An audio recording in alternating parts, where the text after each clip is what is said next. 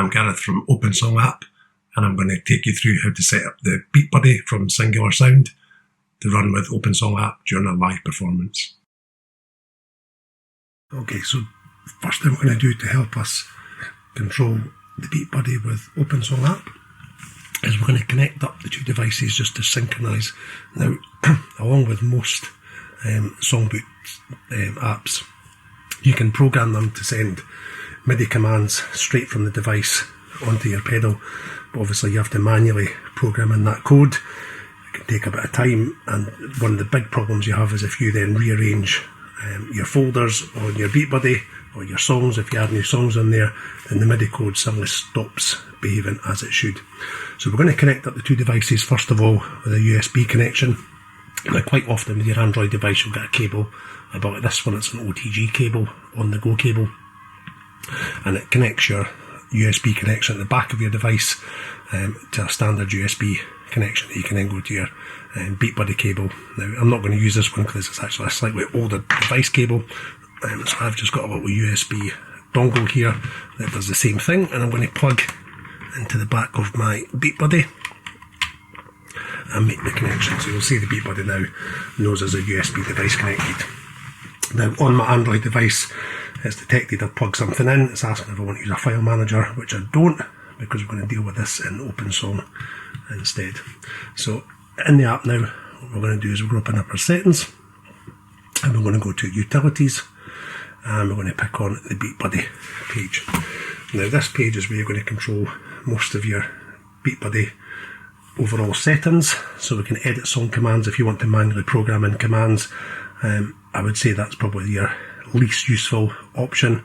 That will do pretty much the same as most other apps will do for you, with a little bit of help, but there's a better option we're going to use. We're going to use our imported values, which we're going to import in a second, so we're going to have that switched on. We can actually browse the songs that are on there once we've done our synchronising. We don't need to worry about that though. And we also want to make sure that when we load up songs, we're going to automatically send matching songs across, and we'll explain that a little bit better as we go on. So we're going to import BeatBuddy project information. We want to import what's on our BeatBuddy device. Now, you've got two options. First option you're probably going to use is if you're plugging in the USB cables, you're just going to select the SD card main folder, which is on your BeatBuddy pedal. Once you've done this process once, you'll actually create this project CSV file, and it'll be stored on your BeatBuddy pedal that you can access quickly later. So actually that process is much quicker. You can also use a little Python script I've created that you can download from a website, which if on your desktop computer, if you've got your BeatBuddy plugged in, you can make this CSV file and then just import it across to your Android device later on. So we're going to go to select main SD card. Fat fingers missed the button. And we're going to make sure we're on our USB device, so I'm already on there. You can see that's my tab, and this is my USB device, which is this thing. So we're in the root folder, and you'll see in there you've got your folders like your drum sets, your effects, your songs, and playlists and everything else, and you've got a couple other files. You'll see I've already tested this one out, so this is the CSV file that gets created later on.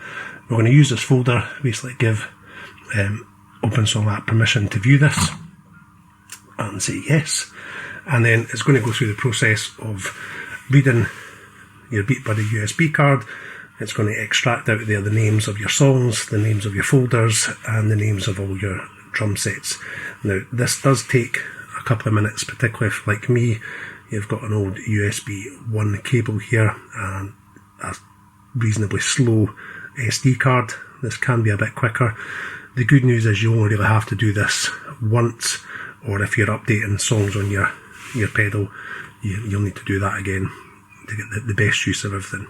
However, that import the CSV project file option up here will be a quicker option in future. But for now, let's stick with the main way. Now, once it's done, it'll tell you hopefully success, and you'll see a list. Now, it's obviously small text here, you're not going to see it in the camera very well, but it lists every single song. It's got the name of the song, the number of the song, and then it also has the folders, and at the bottom as well it has a list of your drum kits. So it's now imported all of that information onto your OpenSong app. So now, rather than having to worry about building up proper MIDI code, using all the CC values, trying to work out the folder numbers and everything else. OpenSongApp's going to deal with that for you without you having to worry too much about it. Now we're going to go ahead and disconnect our USB. Now it's probably going to complain on my end of the tablet because the other file manager program in the background was trying to access it. I'm going to ignore that for now. It's all good. Now, in order to actually use this as a MIDI device, so I'm not connected up to the BeatBuddy at all with a USB cable. That was purely just for synchronising there. What I actually have is a MIDI out cable. This appears underneath the back of here, and I've just got a little Bluetooth MIDI device that's at the back called the Hi-Fi MIDI adapter, relatively cheap, and I'm going to connect up to that MIDI device on my tablet. And we're going to go into settings and go to MIDI, and it's a Bluetooth device. I need to switch on Bluetooth, and then I'm going to click on search. Now you might get permission request first time you do this as well, but I've tested this so I don't get the permission. So I've got my Hi-Fi MIDI adapter, which is this thing here, and we're going to connect, and hopefully if I press it properly it will make a connection. And I've got this wired up just through a little amplifier here. Not the best sound just now, but just so we can check it. If I click on this test, I should hear a note. There we go, we know it's working. So I'll close this down, and what you should see next happening is my song's loaded up on straight away on the BeatBuddy. Now I've got this set up for about a 2-second delay, and the reason being is you can obviously scroll through your songs until you settle on the one you want to pick. Once you've chosen that song, you let it sit there for about 2 seconds, and then it sends information rather than scrolling through songs and BeatBuddy try to keep up, and sometimes things get out of synchronization. Now the way I got this to work, rather than programming individual song code, if you go into the song edit, so I've got this set up as a double tap shortcut. So you'll see the lyrics page here. I've got the main, where obviously you just store things like the name of the file, the folder, anything else that you want to put on there. The last 2 tags are the important one. So we have the song features. Now in there I've got my tempo, so I've got that set at 92 beats per minute, and I've got the time signature set at 4x4. Now obviously the BeatBuddy will ignore this time signature because the time signature is set with the songs, but in the background you'll probably see off the edge here I also have Eros Loop Studio set up. Now if I'm using this independently of the BeatBuddy, it's quite nice to have that time signature also being sent through by MIDI, which it'll do for you as well. So that's my tempo. So obviously when I have a tempo saved in the song, every time I load that song, that tempo gets sent to the BeatBuddy. The time signature value gets sent, and it'll obviously just pass through to the next device. Now the more important part is this tag setting.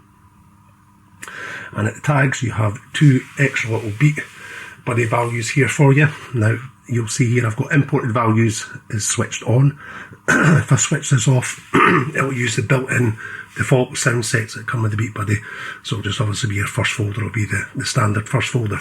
But because I've imported via that USB cable now, I can now pick up any of the names of the songs I've got. So you can see there's a whole stack of songs in there. So there's all the worship, BeatBuddy worship sets, and all the default ones by name. So I can obviously change that, and I can also now change the drum set that goes with it. So once we've got that set how we want, the tempo, time signature, the song, then notice there's no MIDI code involved here. All we're just saying is picking the actual name. So if that name file gets moved to a different folder, it's still got the same name of the song, it will still be loaded up. I'm going to save that. When it comes back out, loads the song up. As I said, there's a 2-second delay. You'll see it come on the screen, and if there's a change, it gets sent across. Now obviously that song's already loaded, we don't see anything. So we're going to scroll to the next song, and then obviously I can wait my 2 seconds, straight away the new tempo, you get a little summary on the screen what's being sent, and there's your BeatBuddy ready to go. So a couple of other settings that you can use with your OpenSongApp to control your BeatBuddy as we go into our settings, and we can go to utilities again and select BeatBuddy. Now we're going to look at the song commands. So if you do want to build MIDI commands, you can program them in manually, and there is a way to do that. You can also change settings on here. Now you can set your BeatBuddy MIDI channel. Now I've currently got the BeatBuddy set to receive everything, but you can obviously specify individual MIDI channels here. Now this MIDI delay is quite useful, I find, if you've got a Bluetooth dongle like me. If you send multiple messages one after the other without a reasonable delay, you sometimes find that something gets missed off the end, and I think that's just down to the Bluetooth latency. So 100 milliseconds is unnoticeable for most people. You wait 2 seconds for your song to load, and then everything gets sent 100 milliseconds apart. So if you're sending a song, you've got your folder and your song, and you've then got your tempo and the drum kits. You've got 4 messages, so it's all sent within 0.4 of a second. You can drop that down if you want, or you can slow it down a little bit more. It goes up to about a second in between values, which you never really need to use. We can look at sending individual songs. Now, rather than picking it from the menu, what I can do is I can scroll through all the folders that are on this pedal, or I can scroll through the folders and the songs. I can also use the Eros mode, which obviously restricts the number of folders to 127, rather than your huge number that you can alternatively have. You can search in there as well. You can type in the numbers if you'd rather do the non-Eros mode. Well, I find the sliders a little easier. We can send a volume command, so let's just change the volume. So I'm currently set to 100%. I'm going to drop that down 73%, click on test, and then the volume just gets sent across. Now, as it currently stands, these messages aren't saved with the song, but if I click on the add command, you'll see at the bottom here there's some information that's been saved with this song. So it's currently sending the LSB for the folder, and there's the actual MIDI code there as a set of hex text, and there's the song, which is the PC command, and on channel 1 for all these, and then there's the volume control at 73. So these would then get saved to the song. So when the song gets loaded up, it calls in this information and sends it across. However, if you use this and you then change your folders and your songs around, these folders and song names become a bit random. So I would suggest that that's your last case scenario. So I'm going to delete those. I don't want to keep them in. I'm going to set that volume back to 100 and just set a test just so it goes back, and then come out of there. Now obviously it's going to use the default settings I had with that song, which is the ballad 3, brushes drum set, and the tempo of 92 beats per minute. Now if you do want to build MIDI code the old fashioned way, which is what most devices will let you do, if you go back to your MIDI, you can also then pick from program change, note on, note off, CC or controller change, MSB, LSB values, pick the MIDI channel, pick the value that goes with it, you'll see the MIDI code, and you can then add that command to your song. Now this is a sort of the old-fashioned manual way of doing what you just saw on the BeatBuddy page, when instead of having these numbers to worry about, you just picked from a set of drop-down options. Now what you can also do is, if you have a MIDI command that you want the BeatBuddy to, say, go into double time, and you've got another foot controller, so I've got this Bluetooth page turner, I can set these buttons to command something on the app, and then I can use that to trigger a separate MIDI action. So say I want to go into MIDI actions, so I have 8 MIDI actions I can choose from. Now if I remember rightly, they just play different drum notes, so I just say this is MIDI action 1, I would then save it.